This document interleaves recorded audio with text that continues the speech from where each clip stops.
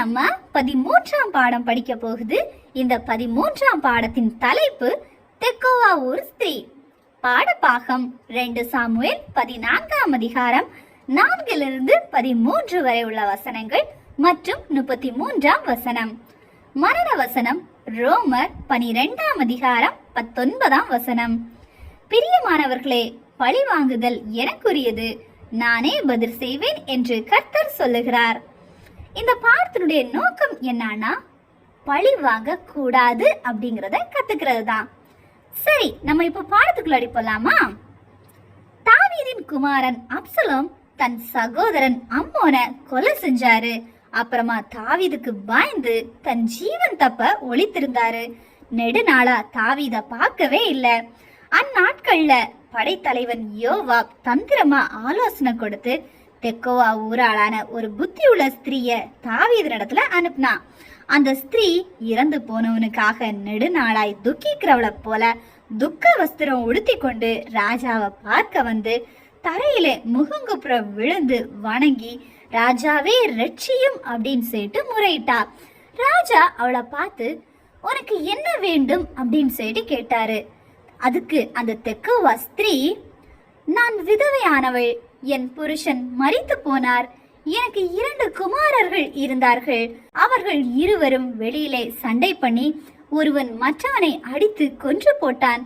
அப்பொழுது வம்சத்தார் எல்லாரும் எனக்கு விரோதமாய் எழும்பி கொன்ற அவன் சகோதரனுடைய பிராணனுக்காக நாங்கள் அவனை கொன்று போடுவோம், சுதந்திரவாளியாயினும் அவனையும் அழித்து போடுவோம் என்று எனக்கு இருக்கிற ஒரு குமாரனையும் அழிக்க மனதாயிருக்கிறார்கள் அப்படின்னு சொல்லிட்டு அந்த ஸ்திரீ தாவீது ராஜா கிட்ட சொல்றாங்க.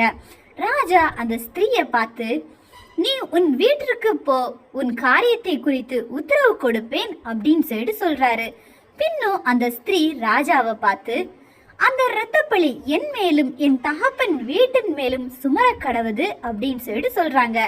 அதுக்கு தாவீது ராஜா, உனக்கு விரோதமாய் பேசுகிறவனை என்னிடத்தில் கொண்டு வா, அப்பொழுது அவன் இனி உன்னை தொடராதிருப்பான் அப்படின்னு பதில் சொல்றாரு. மேலும் உன் குமாரனுடைய மயிரில் ஒன்றும் தரையிலே விழுவது இல்லை அப்படின்னும் தாவீது ராஜா அந்த தெக்கோவா ஸ்திரீக்கு ஆணையிட்டு கொடுக்கிறாரு. இப்படியாக யோவாப் தெக்கோவா ஊராளான ஸ்திரீயின் வாயில் போட்டு தாவீதுக்கு தெரிவித்தபடியால அநேக காலங்களாக பிரிந்திருந்த தாவீதின் மகன் அப்சலோமின் ஜீவன் காப்பாற்றப்பட்டது. அவர் தாவீதோடு சேர்த்து கொள்ளப்பட்டாரு. அப்சலோம் அவருடைய தந்தை தாவீத முத்தமிட்டாரு. ஓகே பிள்ளைங்களா, இந்த பாடத்துல இருந்து உங்களுக்கு என்ன புரியுது? உங்களுக்கும் எவராகிலும் தீங்கு செய்தா பழி வாங்க கூடாது. அந்த பழி வாங்குதல் கர்த்தருக்குரியது. நம்ம எல்லாத்தையுமே கர்த்தரிடத்துல ஒப்பு கொடுக்கணும். பழி வாங்க கூடாது.